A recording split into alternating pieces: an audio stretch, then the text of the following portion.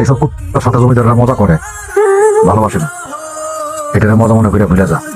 জমিদার অর্জুন, ভাবনা কেমনে যে আমি শুধু মজা করার জন্যই দেবের কাছে গেছিলাম? আমি দেবকে ভালোবাসি। আরে শালা কইছস কি আর মাছ পাইলি কেমনে? মাঝি, আমি বাড়ির নামছি আর মাছ ওঠে না এমন কোনো দিন হয়েছে? আই ওঠ তাড়াতাড়ি উঠ। আরে দে ধর।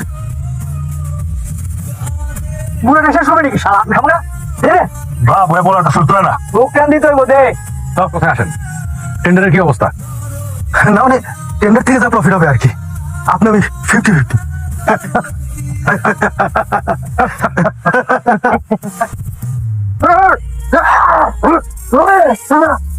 ওটা ঠিক করবো আমি, তুমি ঠিক করো কে? আমার কথার উল্টো যদি কেউ কথা কয় তাহলে আমার সম্মানে আঘাত লাগে।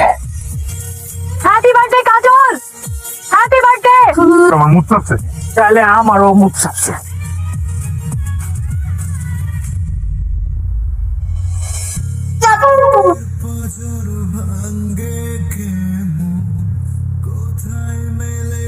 মাঝি, দেখছো কি সুন্দর নুপুর?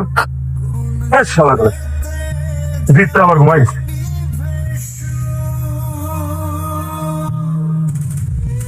এত সুন্দর একটা নুপুর আর হইতে পারে?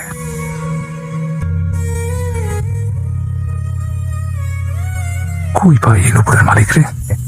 মাঝি, আমার তো তোমার কাম কি? কাম আছে। আরে ওই যে অর্জুন জমিদার আছে না, অর্জুন জমিদারের বোন কাজল, কাজলের তো আজকে 20তম জন্মদিন। আমাকে দাওয়াত করছে সবাই রে। কি জানি জামা কাপড় দিব, যাইতে হবে, এটা বাধ্যতামূলক। আজ আমার বোনের জন্মদিন। জন্মদিন উপলক্ষে আমার বোন আপনাদেরকে উপহার দেবে আর আমার বোনের জন্য আশীর্বাদ করবেন।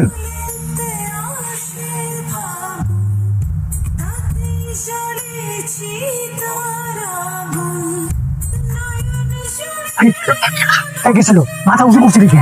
আমি নুপুরের মালিক খুঁজে পাইছি। জমিদারের বোন? হ্যাঁ বাবজান, এখনই এই চিন্তা এখানে পুঁততে পারা।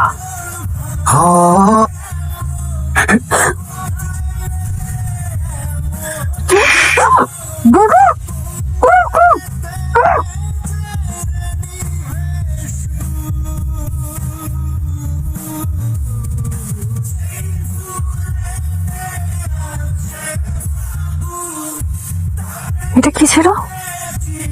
যে গ্রামের কেউ আমাদের চোখের থেকে তাকার কথা বলার সাহস পর্যন্ত পায় না, সেখানে এই ছেলে ঘরে এসে আমার পায়ের ওপর পড়ায় চলে গেল শুধুমাত্র একটা নুপুরের জন্য। নিজের জীবনের কথা চিন্তা না করে আমার কাছে চলে আসলাম। ওই দিন দেখলাম তোমার ওই দুই চোখে আমার জন্য কতখানি সত্যিকারের ভালোবাসা। তোমার দেখার পর থেকে খাওয়ার সময়, ঘুমানোর সময়, প্রতিটা মুহূর্তে শুধু তুমিই ছিলা সাহস। আর তুমি মানুষটাকে দেখাই আমার মন কখন যে তোমার আপন করে ফেলাইছে। আমি তোমার সাথে মুক্ত আকাশ উঠতে চাই। আমাকে তুমি নিবা?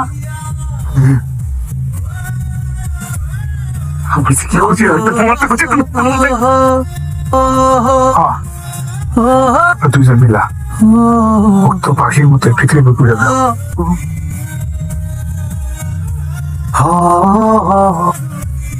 আমার অনেক চিন্তা হয় যেদিন দাদা তোমার আর আমার সম্পর্কের কথা জানতে পারবো। জানি না সেদিন কি হইব। বাঁচলে এক লোকে বাঁচুন, মরলে এক লোকে মরুন। তুই আমার বোন না, তুই আমার মেয়ে। তোর প্রতি ভালোবাসা কই মধ্যে দেখা আমি কোনো সন্তান নেই নাই। আমি করস, আমি তোরে কিচ্ছু কমো না। আমি তোরে ভালোবাসি, আমার বংশের ইজ্জতকেও ভালোবাসি। কেমনে কি করছস আমি কিচ্ছু শুনতে চাই না। যতদূর আগাইছস এইখানেই থেমে যা। তুই যারা পলাইছস সে শুধু আমার বোন না, আমার বংশের ইজ্জত।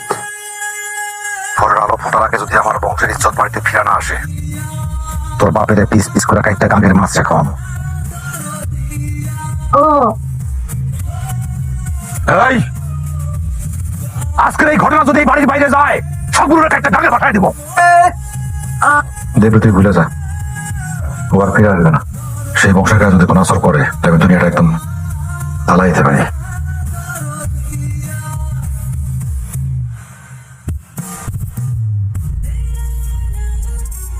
এসব তোর সাথে জমিদাররা মজা করে, ভালোবাসে না। এটারে মজা মনে করে ভুলে যা।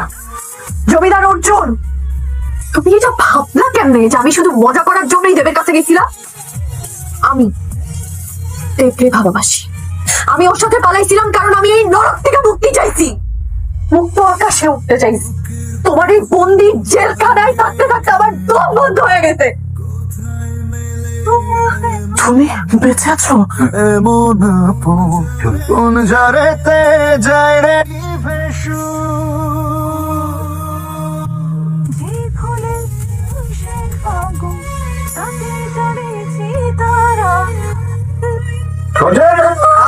তোমরা পালাইছো, যাও পালাও। এমন আপন কোন ঝড়েতে যায় রে নিভেসু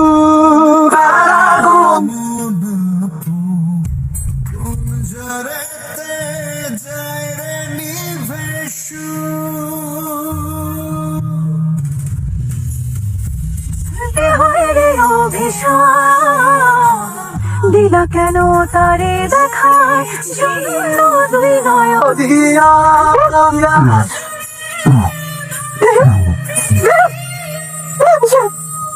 আমার সময় ফিরে আইতেছে।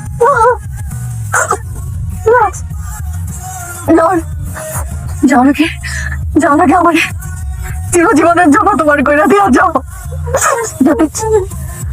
যদি প্রতিটা জন্মে তোমার না থাকতে পার, শীতে সে তুমি খাচ্ছ, সত্য করে দিতে পারবো না। তুমি কি কথা দিছি না? জন্ম জন্ম বললে আমার সাথে আজকে কথা রাখবা না? তাহলে তোমার বউ হবে সে অধিকার দিবা যে এই জন্মে আমাদের মিলন ঘটায়, প্রতিটা জন্মে আমাদেরকে কেউ আলাদা করতে পারবো না। আমি তো তোমার মনে মনে আমার স্বামী মাইরাই নিয়েছি, এখন শুধু সিঁদুর করে বাকি কাজ সব করবো না।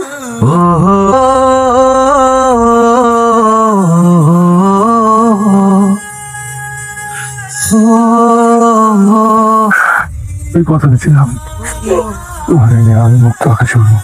সেই মুক্ত আকাশের নিচে আমাদের একটা ঘরে, ওইখানে আমরা সংসার শুরু। তুমি আমার কথা রাখতে পারলাম না, খুব করে বলো না, তোমার দৌড় দিয়া আমার মাফ করো। দেব দেব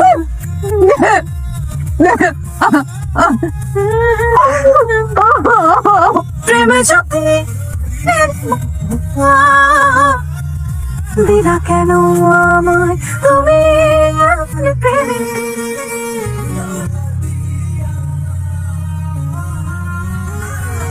বুকের পাজর ভাঙ্গে কে আগুন কাজল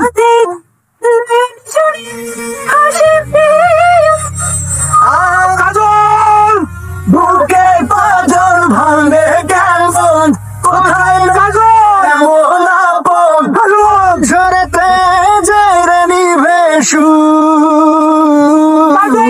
সেই ফুল গেতে আসে কোন